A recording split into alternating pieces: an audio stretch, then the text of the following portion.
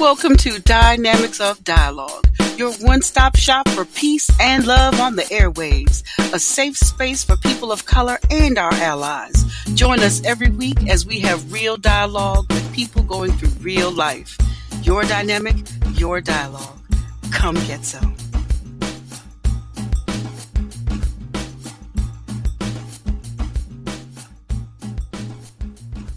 Welcome to Dynamics Dialogue. This is your host, Ty Davis, and I am excited to be in the studio today with Distracted Millennials, Aliesha and Rico. How are y'all doing today? Good morning. I'm well. Good. Yay. I am so glad to have you here.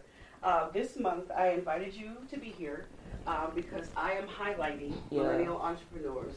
You all have launched this video podcast, and you all are rocking and rolling. Yes, trying. Thank you.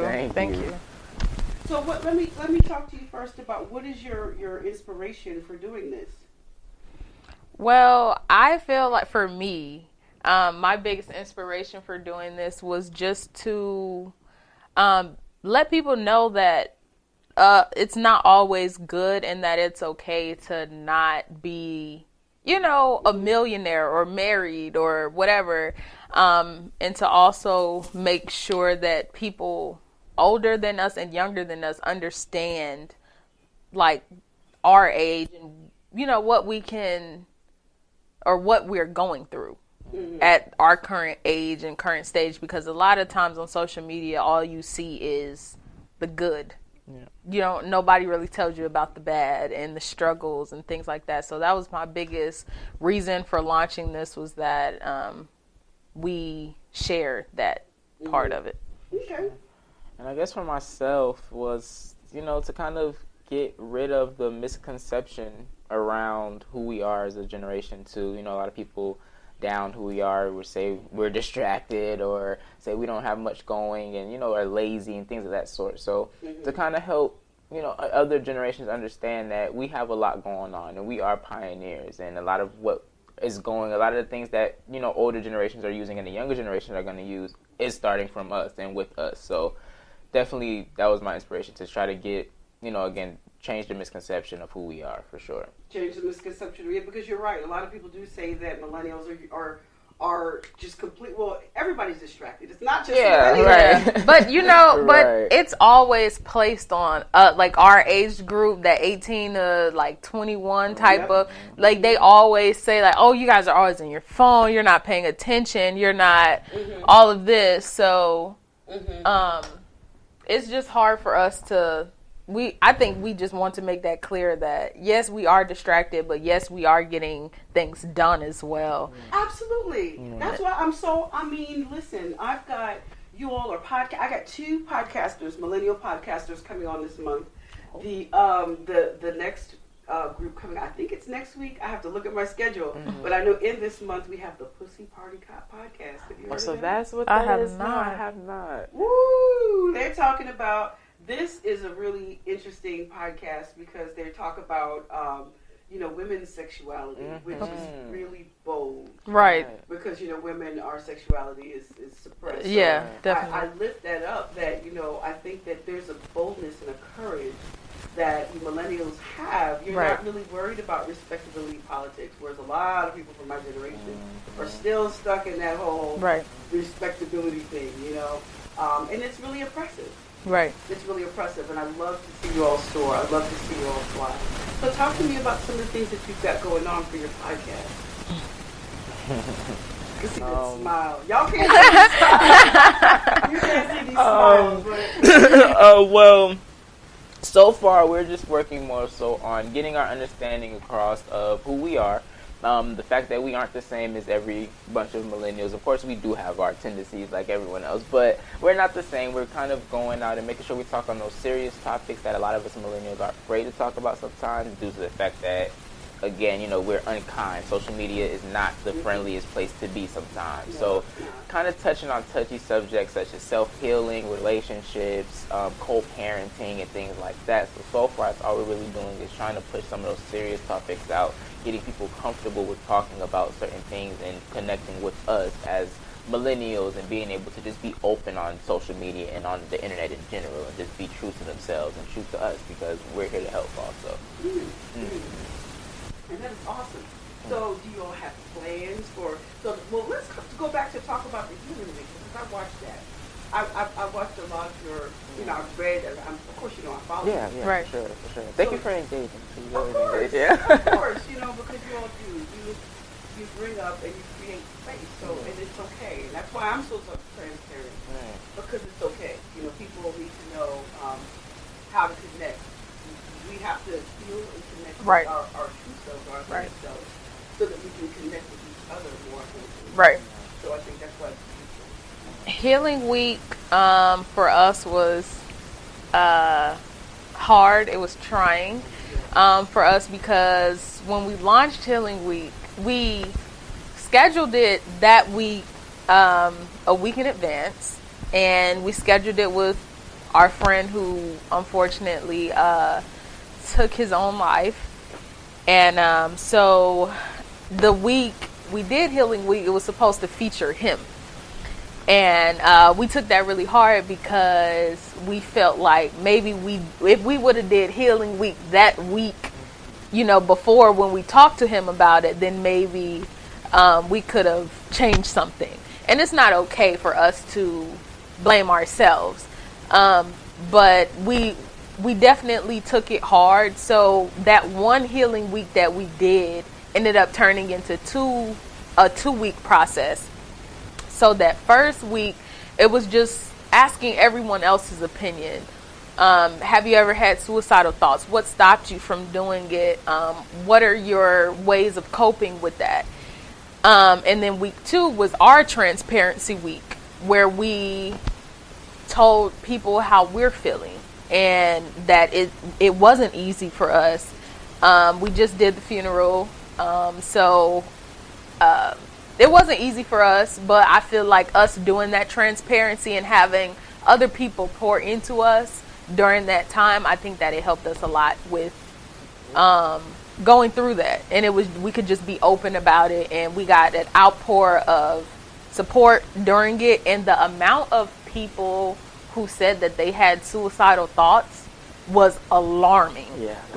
From 15 all the way up, we had a lot of people with those thoughts, and the only thing that kept a lot of them was either a parent, how the parent would feel, or their children. And I felt like personally, because I've been to that dark space. Yes. And I know that dark space is a lonely place.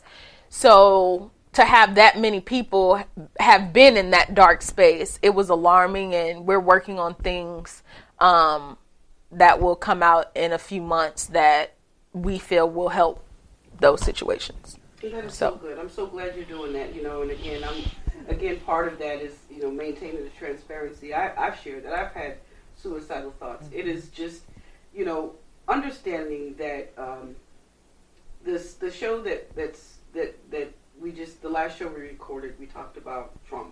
Right. Complex trauma. And most African Americans are living with complex trauma because it's not one traumatic event that we're recovering from, yet it is a series of repeated events. Right. Like we talked about earlier, you all are, as children, we experience levels of discrimination in school that really are impactful to us. I remember my first grade teacher called me the N-word, and that was real. I lived in New York. My family, I was the second generation of black students to go to that school. My father was in the first generation. But again, these are the sacrifices that we made. These are the way things changed when we moved from our own communities into integrated communities. So that is exactly what the dangers are, and so we go through these various levels of trauma, and then understanding that the way we discipline our children involves violence. Right. And the way that the messages get lost, because in our community, I know that a lot of us have heard, I'm doing this because I love you. Right. But we're not understanding that what that does is that it sets our children up to not be able to tell the difference between love and Right. So, there's a foundation that we are raised with culturally that is not, I won't even say it's a fault, because, there is no shame in being who you think you have to be. Right. Because that's what life has taught you. But at the same time, we have to learn a new normal. Right. So that we can save this generation. Right. You know, and those to come. And those that come. That's right. how we heal. Just because it's been tradition doesn't mean that we should continue to be this way. You know, we have to look at the result. And for some, you know, I just saw an article saying that, you know, suicide rates among this demographic is so high and they don't know why. It's clear. You know, and aside from it, it's not even just racial. All kids are facing going to school and facing, you know, scared of getting shot up. There's not safety in school. Right. You know, there's no safe spaces right. For millennials. And I'm so grateful that you all are providing a voice. It is tremendous thing to do, because many of us, you know, and from my generation, we didn't know anything about that. Right. At your age. We and didn't have those conversations. I feel like that's part of the problem as well, that even talking about these things, we still have those situations where our parents are not sensitive to what we're doing or how we're reacting or what we have going on. And it's just like, okay, like, how do you not see? How do you not know? And it's just, I feel like, especially the generation before us, they have to be willing to learn this new way.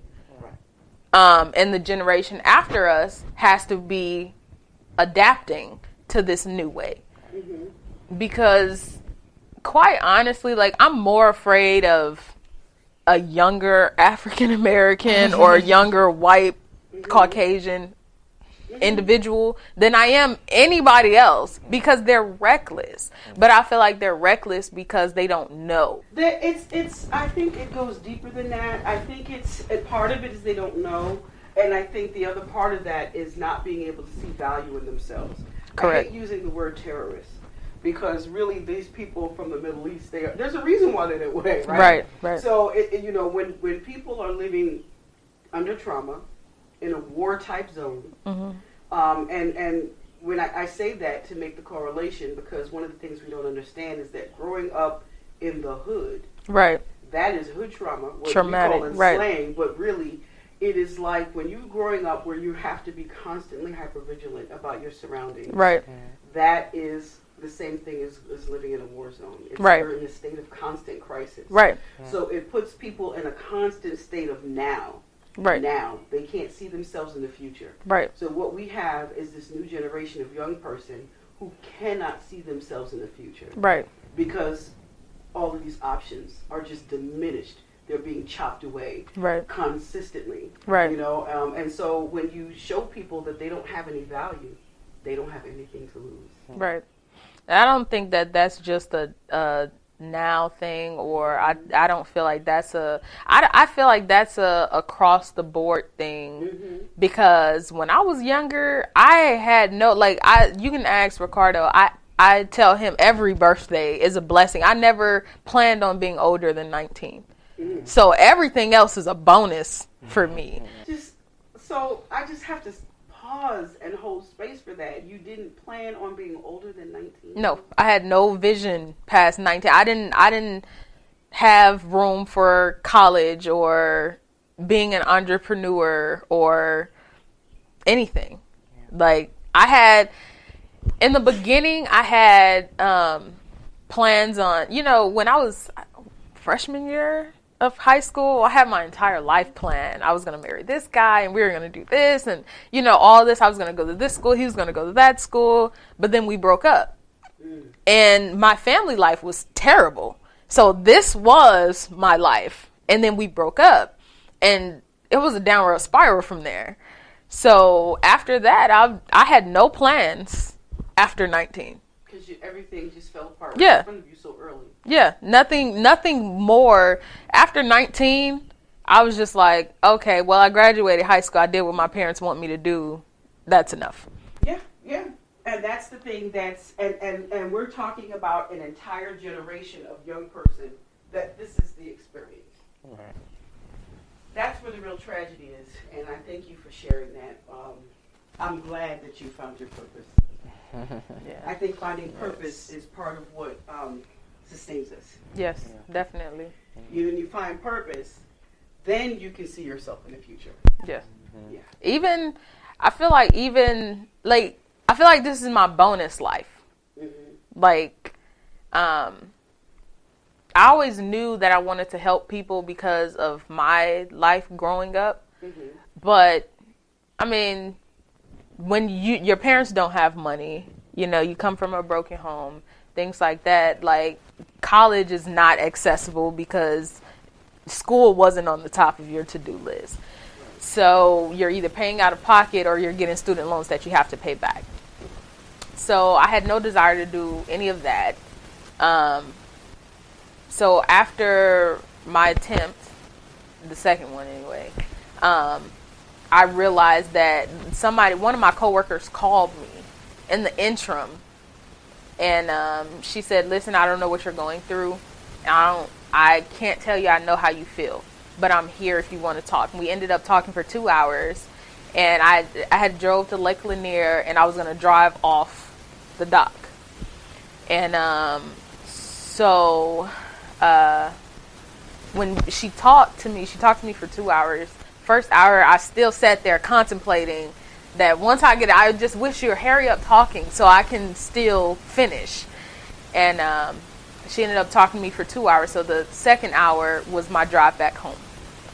And after that, I want to be that person that talks you off that ledge. And so from then, I just took that, and here we are. I'm so glad. Yep. That is so tough. You know, I'm so grateful that you have this deep and transparent soul, and you're so willing to share this, because that really, I just have to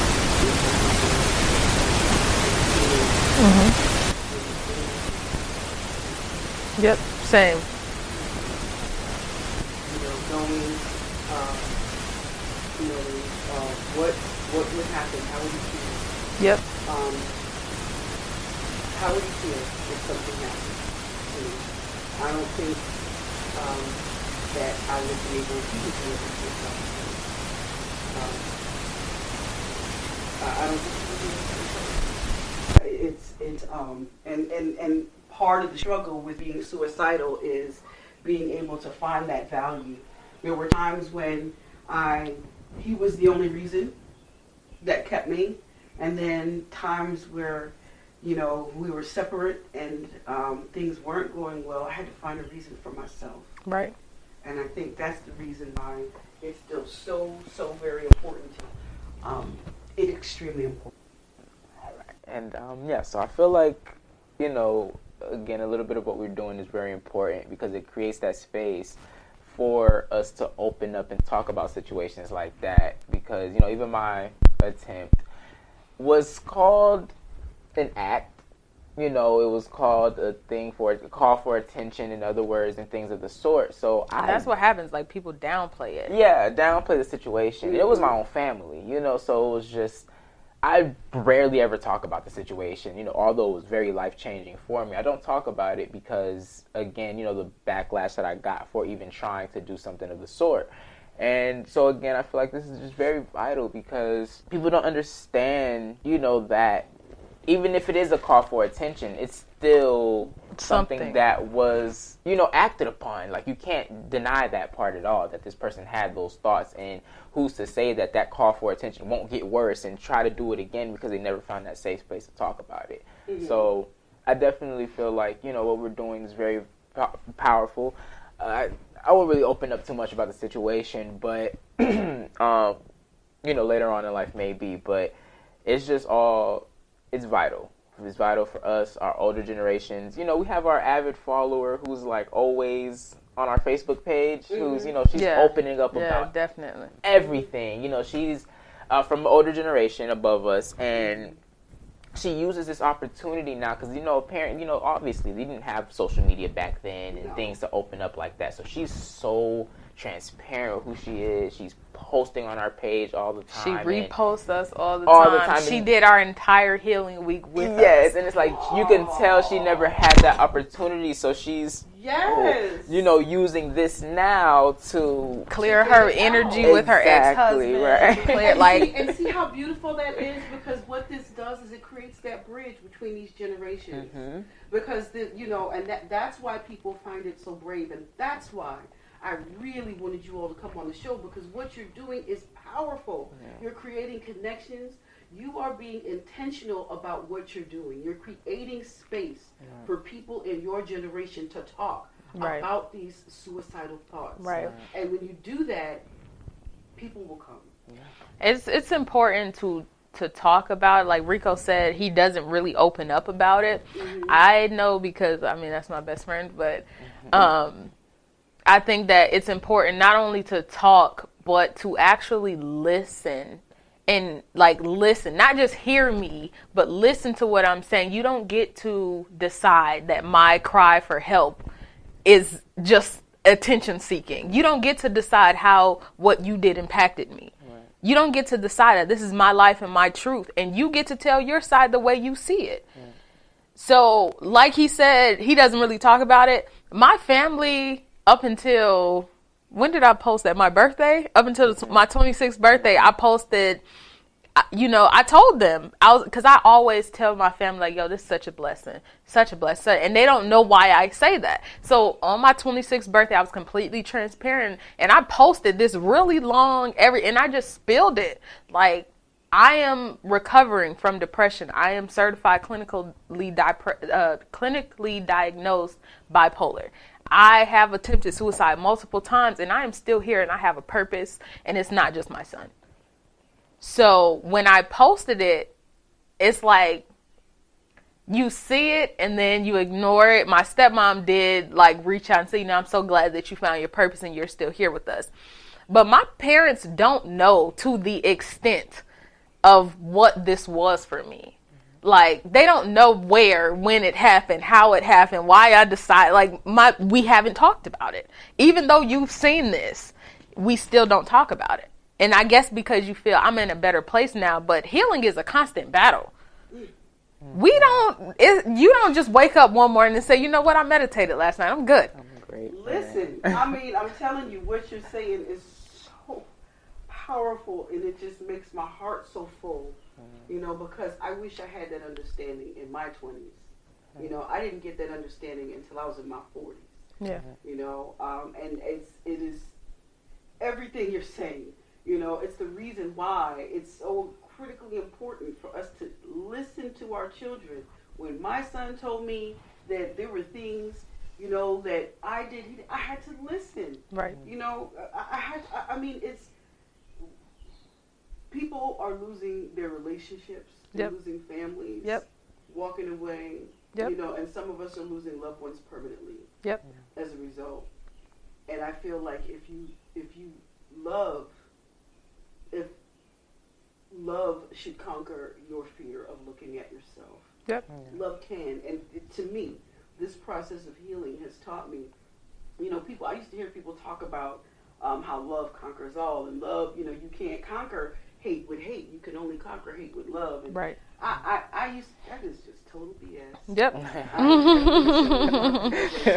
Period. I'm never going to show no love to nobody that's doing me wrong. Right. But I understand, we sloganize it saying hurt people, but it is really true. Yeah.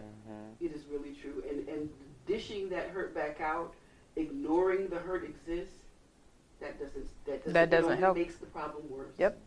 It only makes it worse. And I think that if you really want your loved ones to be here, just listen.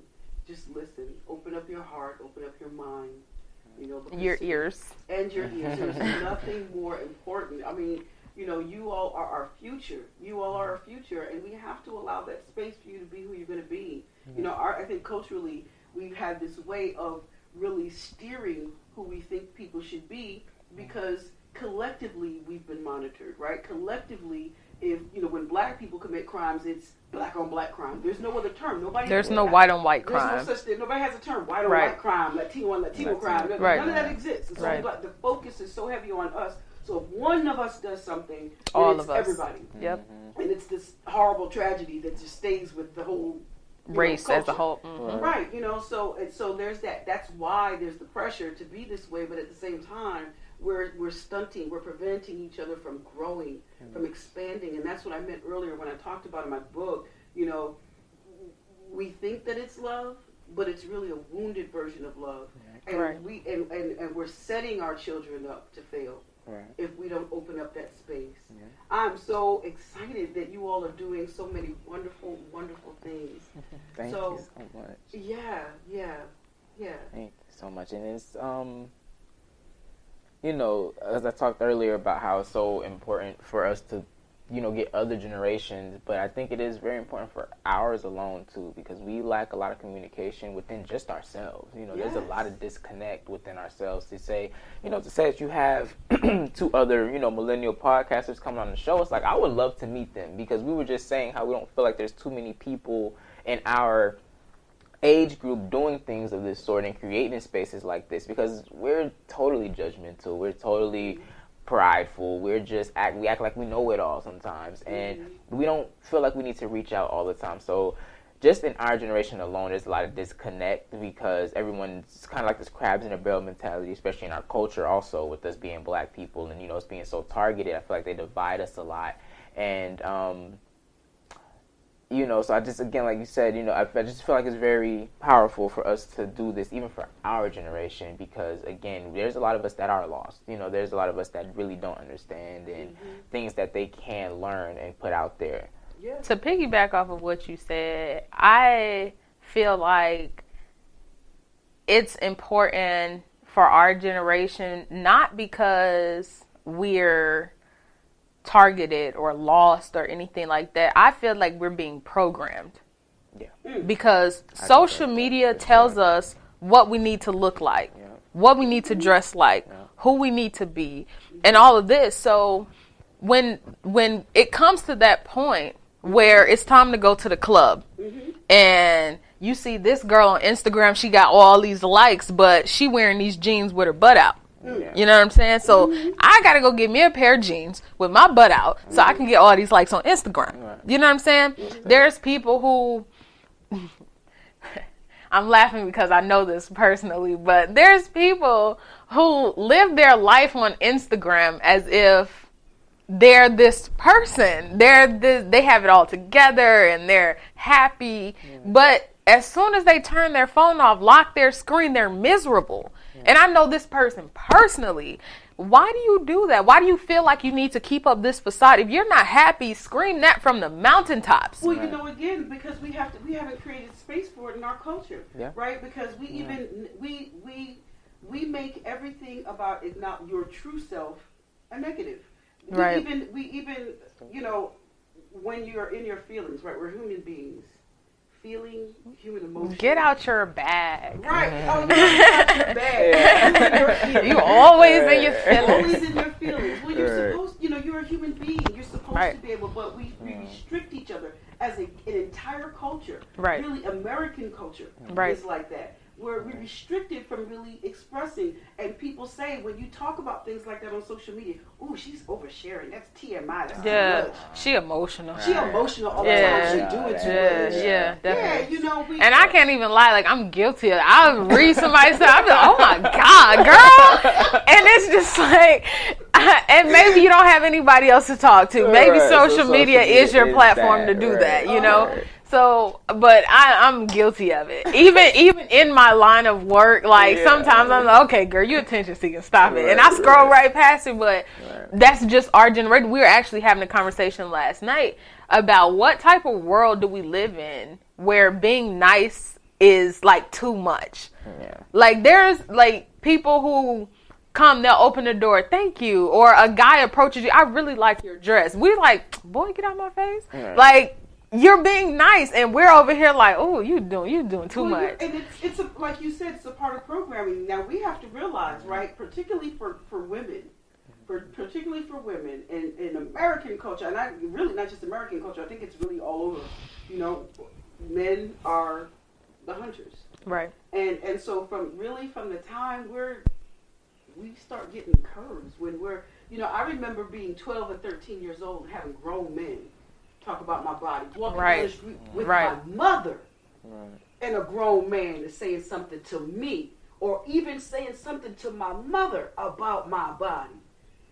So we get taught. It's kind of like when you start that experience from the time you're 12, 13 years old, by the time you're an adult, it's like, it's a cycle of conditioning. You automatically expect that when they do this, they want something. Because we're taught that catcalling, growing up in the city, oh my God, it's, it's awful. It's absolutely awful. And even to the extent that if you don't respond, you can be faced with you get called a bitch. And there are women today, this is 2019, and women are still being murdered for not returning a man's sexual advances. Right. So we have to give space to that because there's a basis to it, and I think it just means that we really need to become cognizant. We have to talk about it. Right. We have to start really talking about it. And the people that are talking about it and healing, of course, we're in the minority, so we're going to get a lot of flack and all this other stuff. Right. But the more we talk about it, the more we create space, the more people that are in that space too will come. Right. And they'll feel safe to talk about it. Right. And that's what y'all are doing. I love that. And I feel like there's a lot of also misconception with people who are open like that. Like I say, we're a minority. And they feel like the ones that feel like they're entitled or they're up above or uppity because of the fact that we're a little bit more conscious of our feelings. So they feel like, they're somewhat feel like they're going to get judged by a person like us, or we feel like we're better than someone. And it's like, that's never the case, especially us doing what we're doing. Another millennial might look at it and they'd be like, oh, they feel like they're top notch, you know what I'm saying? They're this and that and the whatever. I don't want to talk to them. They feel like they got everything together. They know everything. And that's never the case, dude. You know what I'm saying? Most of the things that we talk about, we're going through it. You know what I mean? Like, we're literally going through it. If we say, hey, this person so like putting up a facade on social media and not being available. You could go on my social media right now. Everything looks peachy perfect. It looks like I am A1 okay because that's just how I'm going to put it out there. But, of course, you go to my page, and my Distracted Millennials page, and you see I'm not that okay. But then on my actual page, it does look like I'm okay. I'm going to post everything about like I'm okay. It looks okay to the naked eye, by the way. Because I brought it to your attention that it doesn't look okay. It is dark. It's very dark. He has no color on his page except one picture, and that's his favorite picture of he and his mother. And you can tell that that's like the light of his life. Everything else is dark. His profile picture is dark. It's a black dot. Well, not anymore. Now it's a blue dot because of what we did. Girl, he got the blue dot. Right. It's the blue dot now. I'm not a picture of myself either, right? Like, it's a blue dot now for blue money, but anyway. Naked eye, though, I feel that. To the naked eye, it looks okay. Right. Yeah. But I mean, again, though, we're still victim of that too. So I think we just have to, people again have to understand that it is okay to talk about these things and be vulnerable. No one's above anyone in this type of thing, and no one is more advanced or more woke than the next. And we're just out here. We're all trying to learn. Yeah. And y'all's vulnerability is what makes y'all such beautiful souls. That's just one of the things that just made me just, oh my God, these two are so amazing. That level of vulnerability, because you're allowing yourself to feel. Right. You're allowing yourself to experience life. Yeah. Right. And although that's beginning of the shadow work. Although it's difficult, I ain't gonna lie, it's difficult. It's painful. Yes. You gotta cry it out. You gotta allow yourself to feel those feelings, because I'm telling you, suppressing it, putting it away, only makes it worse. It only makes it worse. I'm telling you, that's what brought me to the brink, the absolute brink. My brain sat me down. Yep. So the fact that you all are doing this healing work now, oh my God, let's talk about your future. Rico, where do you see yourself in your future? It's crazy because as she was talking about earlier, I've had goals in a sense, but most of mine were stripped from me.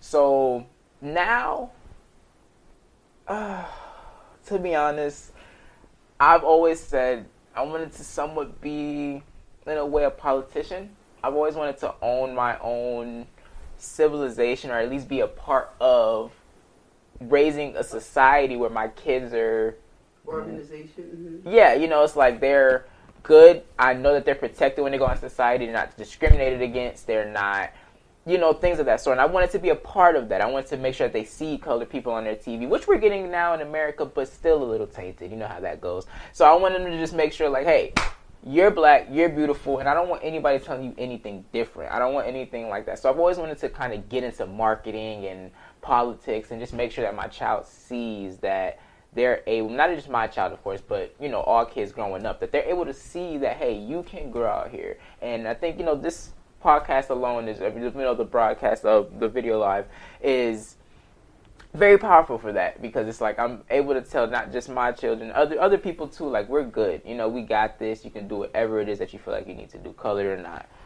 So, yeah, in my future, yeah, I see myself kind of changing and shifting a lot of ways people think, changing the paradigm and things like that, because it's needed. It's needed. Well, now that you told me you want to get into politics, I got you. Right, exactly. I know, but it's like, that's one of my, but again, a lot of this was stripped from me. So for me to be trying to do it now, it's kind of like subconsciously a fear in a way, because when I used to say things like that, it's like, fear only exists in the mind. Yeah, true. Right, as we talked about last night. So it's like, oh my God, I'm actually going to be doing this after I've been told no, not to do it because, other fears or, other people's opinions and fears. Right, exactly. Yeah. So it being programmed in me, it's like, now that I'm doing it, sometimes there's setbacks because it's like, do I really want to do that? You watch shows out here like Scandal and things of that sort, and it's like, do I really want to do that? But then again, it's like, it is needed.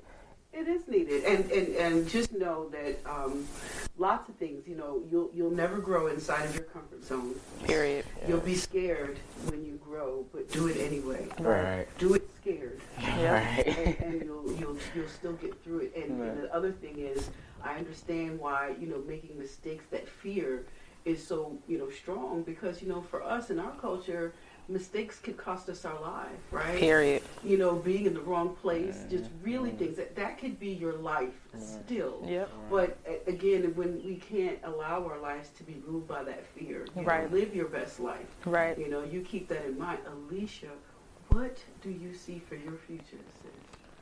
Ooh. Like I said, like every year is still a blessing. So,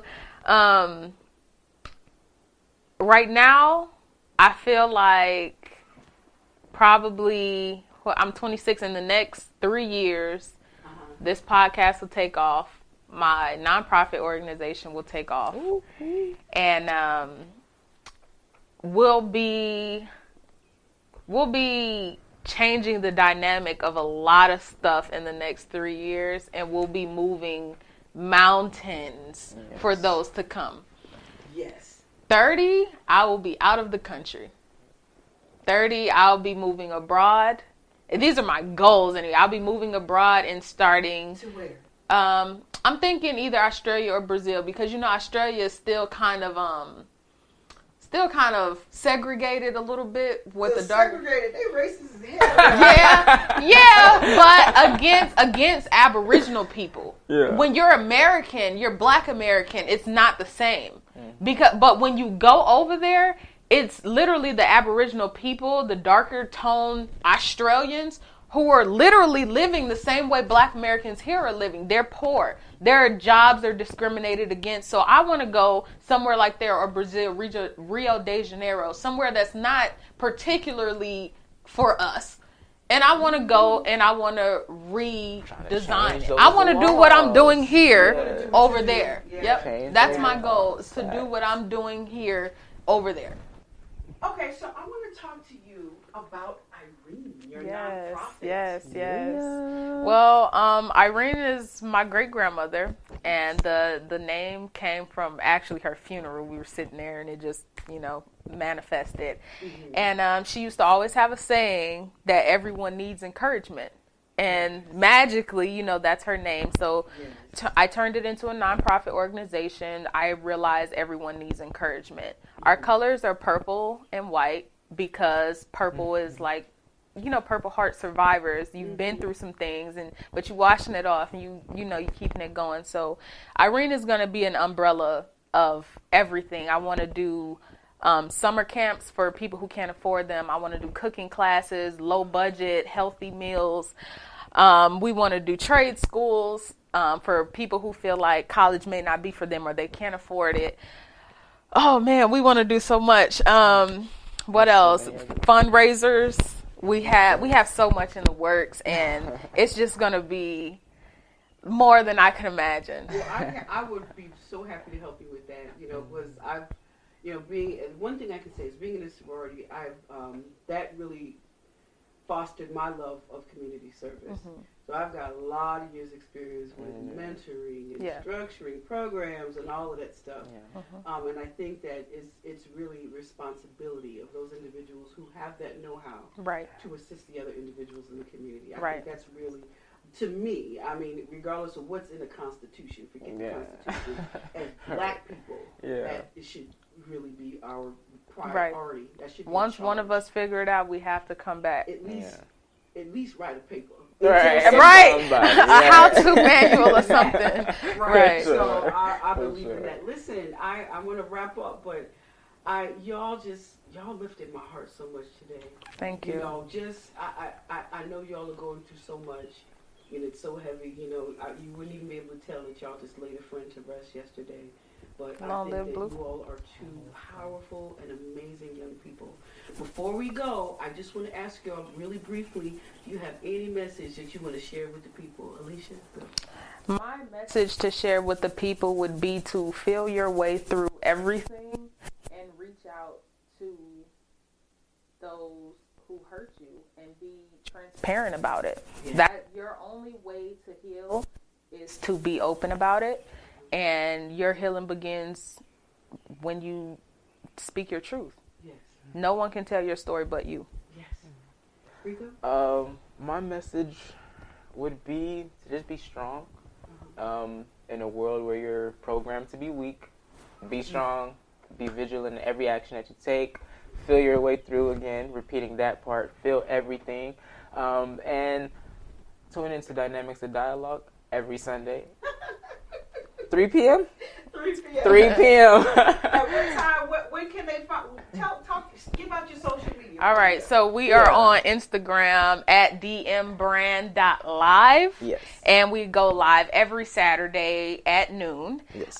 You can find us on Facebook at Distracted Millennials. Personal pages are in each bio. Yep. Yay. Thank you so much, y'all. Thank you so much. Love y'all. I say how much I love these two young people. Thank you so these much. These guys are a living example, and I'm going to send you off with this last message. Be intentional with your plans and manifest your best. Yeah. Thank you for listening. We hope you enjoyed our show. Tune in every Sunday at 3 p.m. at officialdfd.com. Follow us on social media at officialdfd. Your dynamic, your dialogue. Come get some.